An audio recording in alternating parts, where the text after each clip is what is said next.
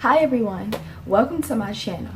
I'm back today to discuss an issue that has been going on in the media concerning one of our previous beloved, well, let's just be real, one of my previous beloved brands, Shea Moisture. I'm sure you all have heard about the things that have been going on concerning Shea Moisture and the new ad that they put out. Just a little background, Shea Moisture was one of my first brands to try out.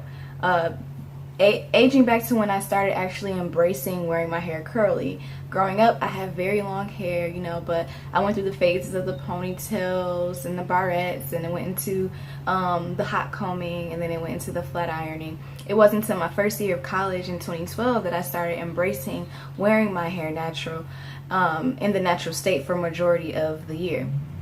And when I started out doing that, Shea Moisture was one of the very few brands that were catering to women with naturally curly, kinky hair.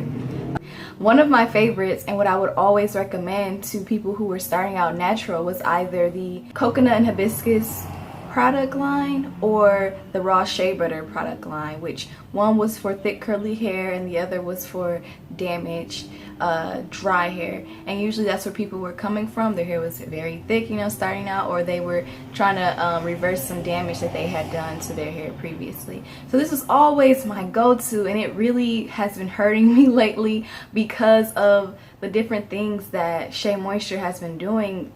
And honestly, it's been a domino effect. In my opinion, it started as they started to get larger and they started to expand, which is a great thing for a business. But there were things going around as far as them having product formula changes and also them not being 100% black owned anymore. And it was little by little, and I think this ad was the last straw for a lot of African American women.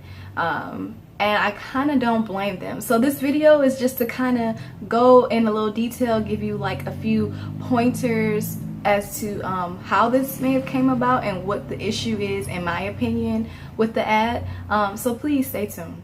I wrote a couple of notes here in my trusty notebook from my brown sugar box, Izzy and Liv. Just, you know, I had to throw that plug in there. So it came into my monthly subscription box. If you haven't, make sure you go check out my unboxing as soon as possible. I wrote down a couple of notes, a couple of pointers about what has been going on with Shea Moisture.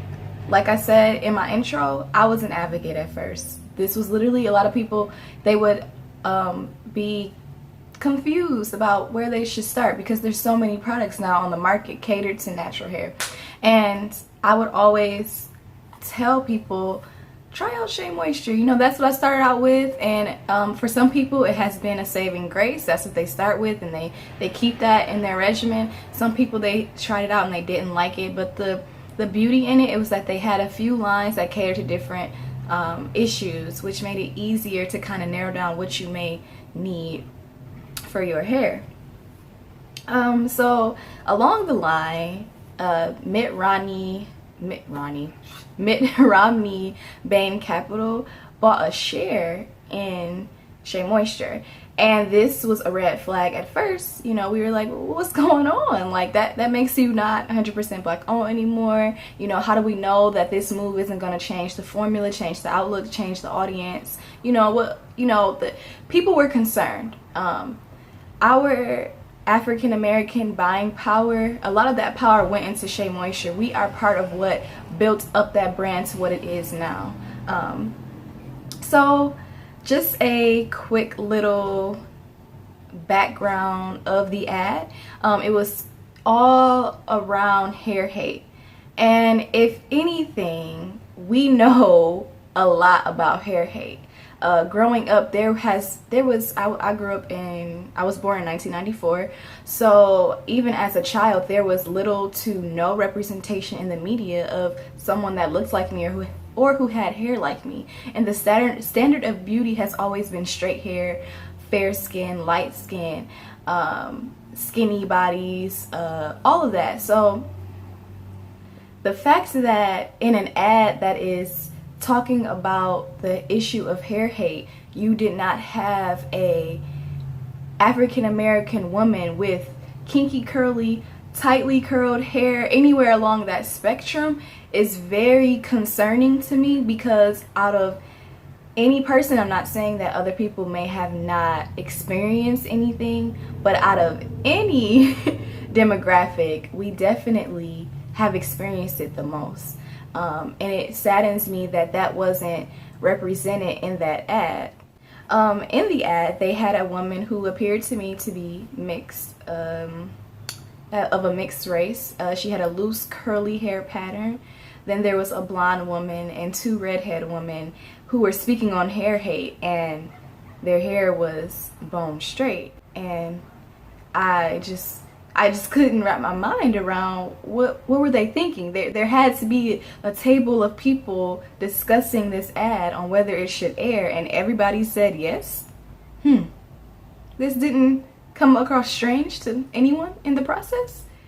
To show diversity, they did want to include Caucasian white women.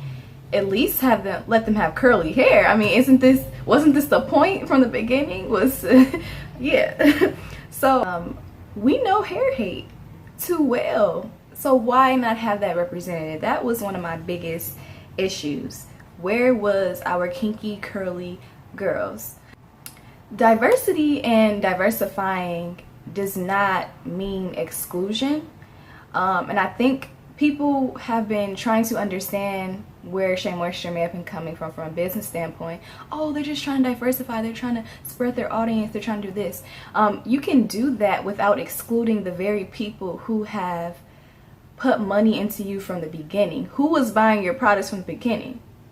You took a ad that is representing your company and there was no representation of women that look like me. It's very, very hard to not feel like I'm now being excluded. The product ingredient changes, it's very hard for me to feel that I'm not being excluded. Oh, I just have a couple questions for you all who are watching. How do you feel about this ad? Leave comments below. And tell me, have you witnessed a formula change? Also, how do you all feel about them not being 100% black owned? They started off as that, and when they changed to that, they tried to make the black audience believe that this share meant anything, didn't mean anything. But as you can see, it's definitely causing a shift now. And why do you think that is? I don't want to leave you without giving you just some of my favorite black owned businesses who provide natural hair products. So just a few to name. Naturalicious, this is a really great one. Check out the website. You may see someone that you might recognize on there. Talia Wajid, True by Made Beautiful, Eden Body Works, Amiel Organics. Those are just a few of my favorite that I have on my shelf right now, and just some that I want to try that I also would think that, you know, be good to tell you all about as well. So maybe you can go out and try those. Camille Rose, I've been wanting to try them for so long, and I just keep seeing all the buzz about it. So I'm gonna get around to getting some of their products to try out very soon. Alakay Naturals, believe it or not, I have not tried Alakay. Been wanting to, just haven't got around to it yet. Oh, actually, I take that back. I tried their, I want to say it was a yogurt. The Main Choice. The Main Choice is on it lately, and I need to try it so I can get a roller set popping. But lastly, Wonder Curl. I've seen them on Instagram. Give me your feedback on Shea Moisture in the comments below. Don't forget to like, comment, share, and subscribe. Peace, love, and natural hair.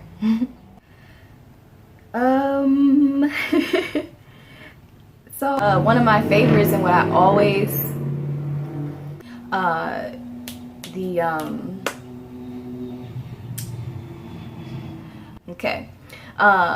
maybe even having a, let's just start over from that part. Okay.